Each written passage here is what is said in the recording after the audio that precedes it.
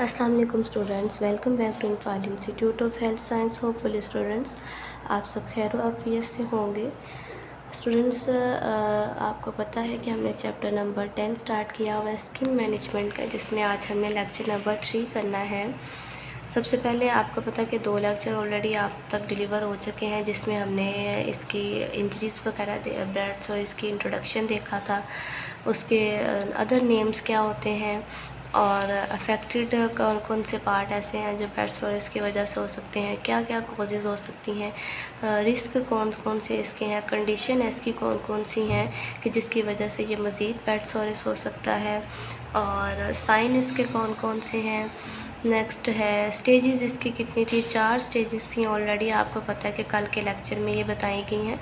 अब इनकी वजह से कौन सी कॉम्प्लिकेशंस हो सकती थी।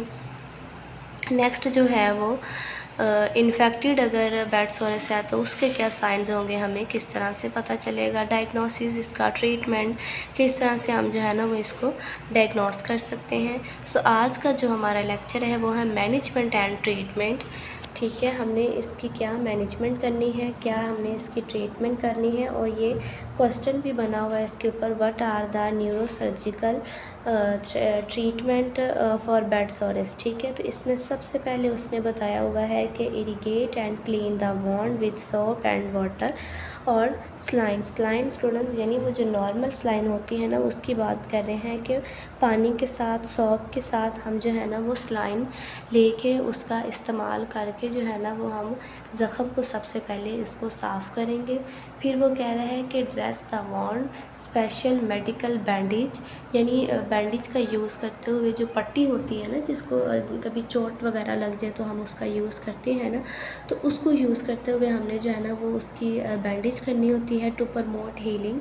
This include water based gel, यानी एक वाटर बेस्ड जेल होती है, उसको भी हम जो है वो यूज़ कर सकते हैं। तो अगर आपसे कोई पूछ ले कि हमारे पेशेंट को मतलब कि इतनी अर्सा से वो बेड पे लेटा हुआ है, उसकी स्किन पे कोई इचिंग सी हो रही है, मसला सा बन गया है, तो आप जो है ना वो उसको गाइड कर सकते हैं कि भाई आप इस तरह से करें, पेशेंट का जिस एरिया पे ज़ख़म है ना उसको अच्छे से आप पानी और साबुन के साथ, या नॉर्मल स्लाइन अगर आपके पास नहीं भी है तो आप सौंफ के साथ जो है ना वो उसको अच्छे से पहले साफ़ करें। ठीक है, फिर उस ज़ख़म को जो है ना वो पहले खुश्क कर लें, ड्राई करें।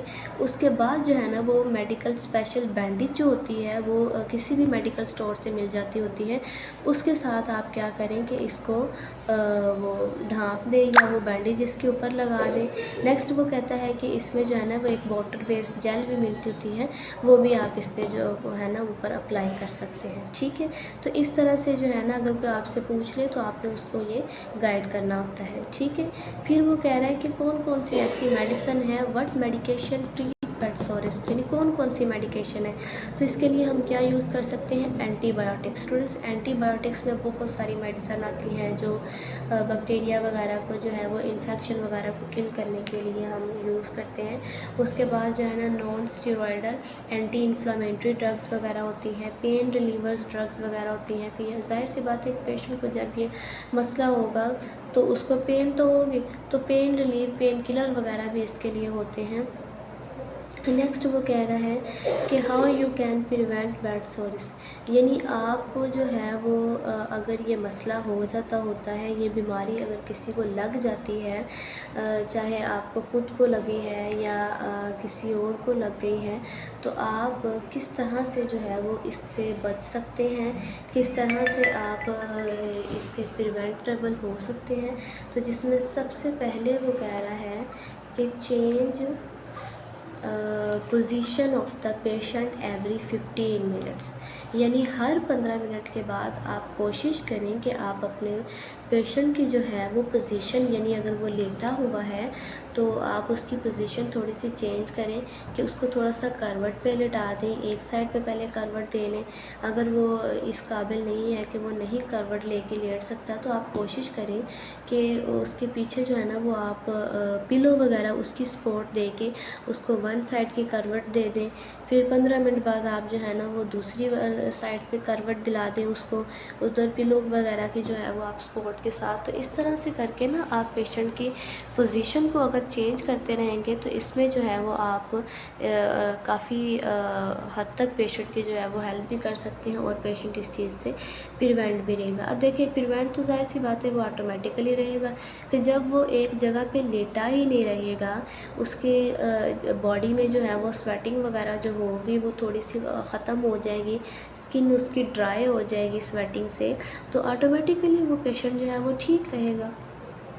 ठीक है। नेक्स्ट वो कह रहा है कि check your skin regular to look for changes in skin colour and sensation.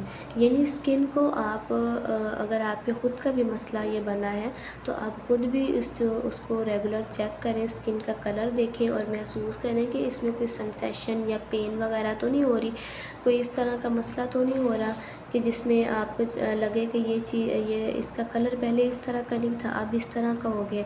Like पहले नॉर्मल स्किन का कलर था जिस तरह से होता है, अब जो है ना वो लाइट सा पिंकिश सा रेड सा इस तरह का हो गया है, थोड़ी बहुत चेंजिंग आई है। तो ये आपने ख़ुद नोट करना होता है, ठीक है। और अगर आप किसी पेशेंट की केयर कर रहे हैं तो उसमें भी आपकी ये रिस्पॉन्सिबिलिटी होती है कि आपने पेशेंट को देखना होता है, चेक करना होता है।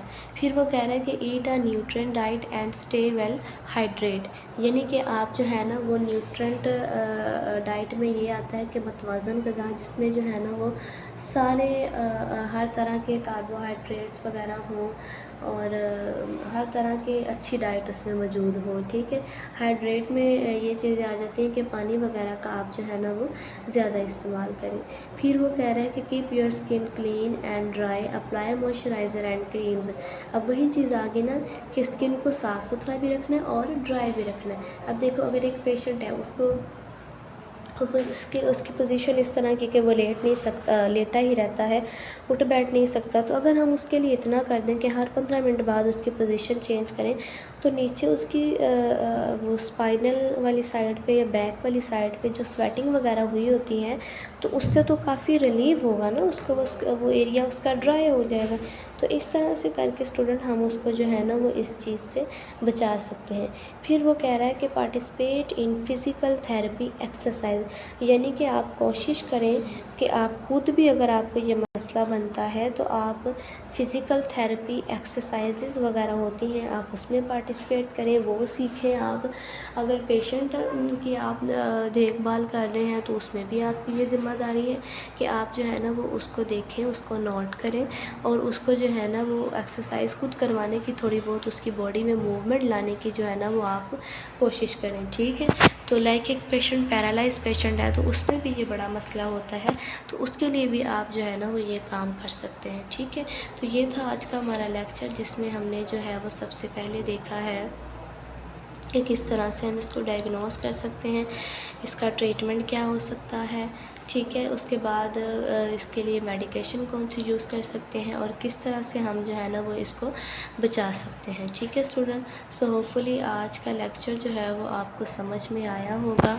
सो बहुत शुक्रिया, जज़ाकल्लाह, दुआओं में याद रखें। अल्लाह हाफ़िज़।